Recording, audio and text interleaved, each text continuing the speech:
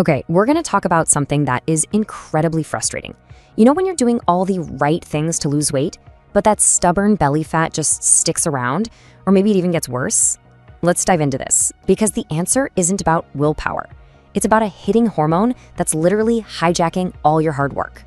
I mean, does this sound familiar to you? You've done it all. As Dr. Pradeep Jamnadovs puts it, you cut the carbs, tracked every single calorie, and you spent hours on the treadmill until your legs felt like lead. You followed all the rules, right? The math should work, but it just doesn't. And that really brings us to the big question, doesn't it? If you're doing everything you're supposed to, why isn't it working? Why does that fat around your midsection seem like it has a mind of its own? Well, this is where we need to make a major shift in how we think about this. We have got to stop blaming ourselves, to stop thinking this is some kind of failure of discipline. It's not about willpower. It's something our source material calls the calorie deficit paradox. You see, the whole calories in, calories out idea, it's just too simple. It misses a huge piece of the puzzle. You're not fighting a math problem on a spreadsheet, no. You're up against millions of years of evolution, a powerful, deep-seated survival mechanism that is actively working against you.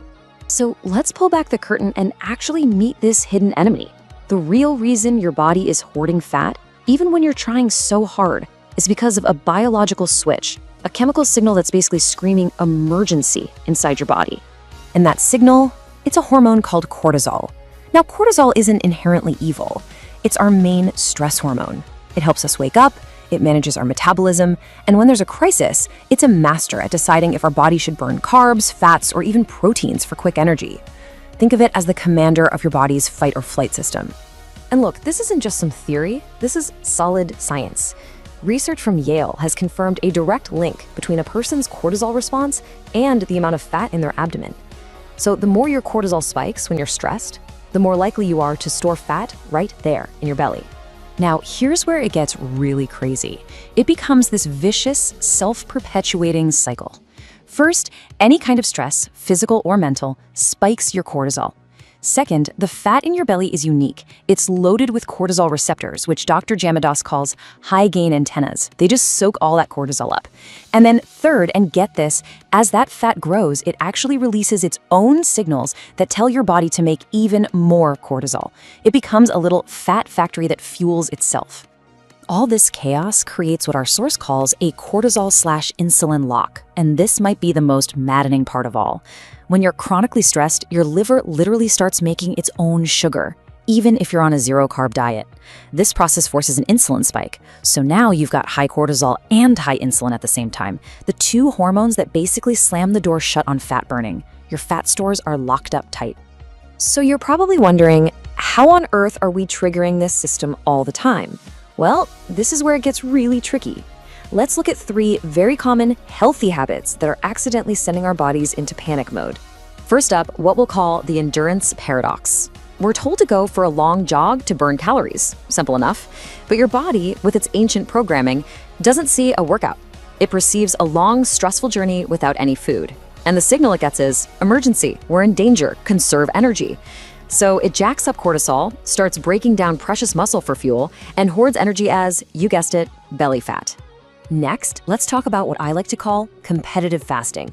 Look, fasting can be an amazing tool, but when you combine really long fasts with a high-stress job and a crazy life, that's a recipe for disaster. Your body doesn't see a healthy reset, it sees a confirmed famine. So what does it do? It hits the brakes on your metabolism and holds on for dear life to every single calorie it has. And the third trap is maybe the sneakiest of all, the nocturnal alarm. Do you ever just snap awake at 3 in the morning, your mind racing? That's not just a bad dream, it's a full-blown metabolic emergency. Your blood sugar has crashed, your brain is panicking about a fuel shortage, and it hits the big red button. It floods your system with cortisol and adrenaline to force your liver to release sugar. So instead of a peaceful night of repair, you're just marinating in fat-storing hormones for hours. Okay, I know, that's a lot of bad news. But here's the good news. Once you understand the problem, you can actually start to fix it. We can stop fighting our biology and start working with it. We just need to learn how to send the right signals. So here's the big takeaway. The goal is no longer to fight your body, to force it into submission. The goal is to gently and consistently convince your nervous system that the war is over, that it's safe, that it can finally let go of those emergency supplies. And how do we do that? We do it by sending powerful safety signals.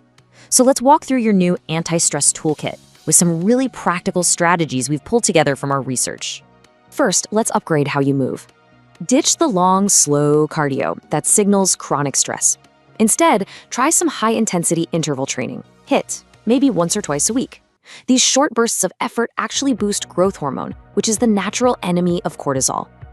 And here's a brilliant hack: a simple 15-minute walk right after a meal. It uses your muscles like a sponge to soak up blood sugar, which stops an insulin spike without stressing you out. Next, let's build some chemical resilience. Researchers at Ohio State found a very specific daily dose of omega-3s that was super effective at helping the body handle the damage from stress, lowering both cortisol and inflammation. And that magic number? 2.5 grams. And what about that horrible 3 a.m. wake up? For that, we need what's called a strategic safety anchor. Now, this is going to sound totally backwards, but a teaspoon of raw honey and a tiny pinch of sea salt right before bed can be a game changer. The honey gives your liver just enough fuel to prevent that overnight blood sugar crash, and the salt helps keep adrenaline low. You stop the panic signal before it even starts, and you get to stay in a deep, restorative, fat-burning sleep. We also have to signal abundance, not starvation, with our food. When you do eat, make protein the star of the show. Dr. Jamnadaz gives a really clear target. Aim for 1 gram of protein per pound of your ideal body weight.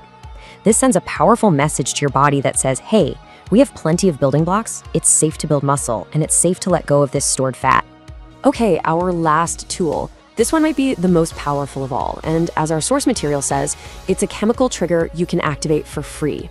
It is the direct antidote to that cortisol feedback loop we talked about earlier.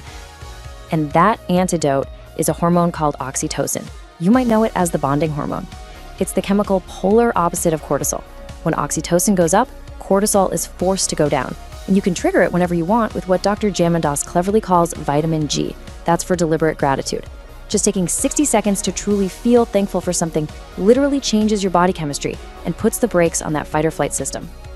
So as we wrap this all up, the main thing to take away is a huge shift in perspective. You've got to ask yourself, are you really fighting a stubborn calorie problem? Or is it possible that you're just dealing with a simple communication problem between you and your body?